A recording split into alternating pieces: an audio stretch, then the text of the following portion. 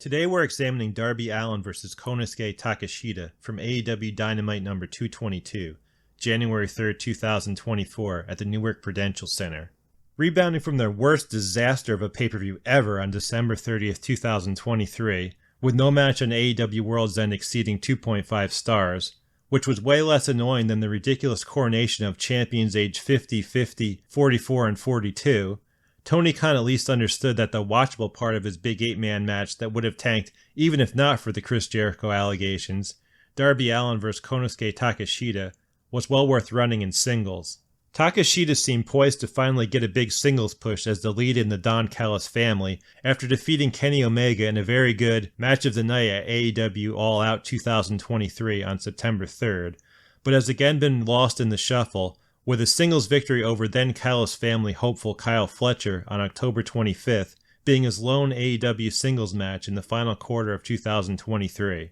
Darby and Takeshita's styles really mesh well and complement each other nicely, with the big bully Takeshita ragdolling the fiery kamikaze Darby around so he can take its huge scary bumps. Allin is great as the babyface in peril, and because we've seen him win so many times while largely getting destroyed, you always believed in his ability to survive long enough to resourcefully utilize his quickness and athleticism, even though the logical result would be Takeshita going over. Takeshita, of course, played the steady powerhouse, with Darby answering his brutal attacks or dying trying.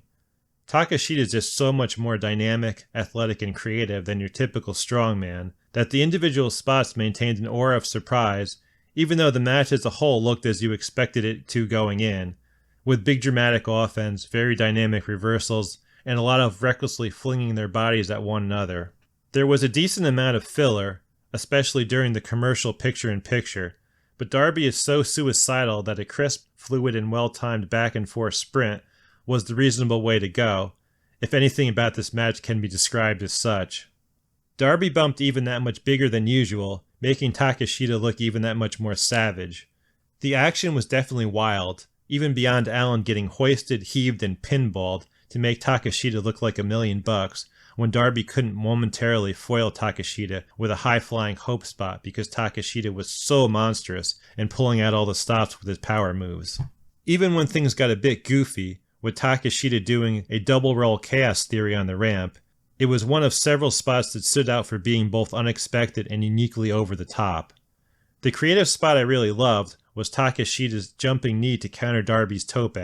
the sort of actually logical spot we would see a lot more often if there was any way to protect the diver, but obviously intercepting the opponent in midair isn't helping them to have the much safer landing that catching them provides.